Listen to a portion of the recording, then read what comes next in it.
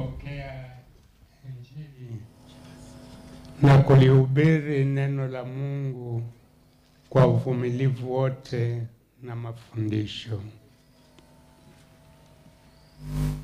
Sasa askofu mpya atavikwa pete ya kiaskofu ambayo ni kielezo cha mamlaka na utawala wake katika dhamana aliyokabidhiwa na kanisa.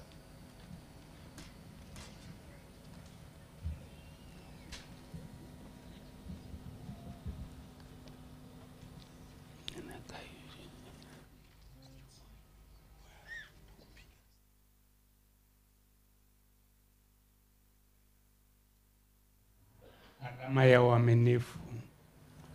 Ulilinde kanisa takatifu, bibi harusi wa Mungu, kwa imani nyofu na maisha safi. Askofu mpya ni kuhani mkuu katika jimbo lake. Atavalishwa mitra, kofia kubwa, kama kielezo cha kiongozi mkuu wa makuhani katika kuwatakatifuza watu waliokabidhiwa na Mungu.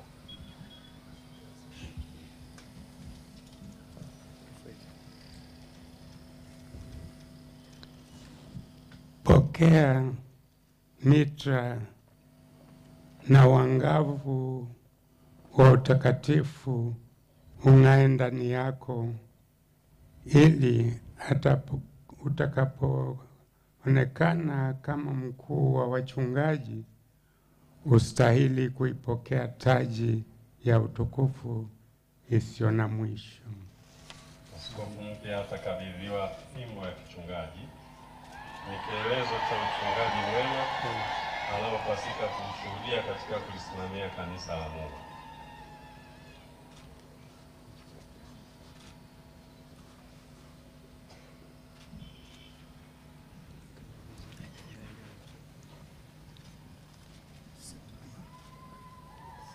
Subiri tafadhali.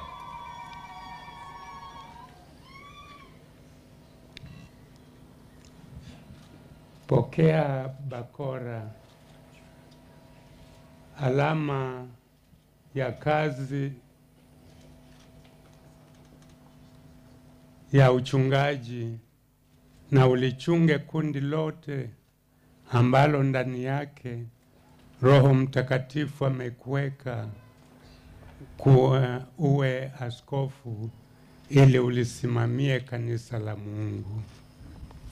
Askofu mpya ameshawekwa wakfu na kukabidhiwa vielezo vyote vya kiaskofu. Sasa atasimikwa kuwa askofu mwingine.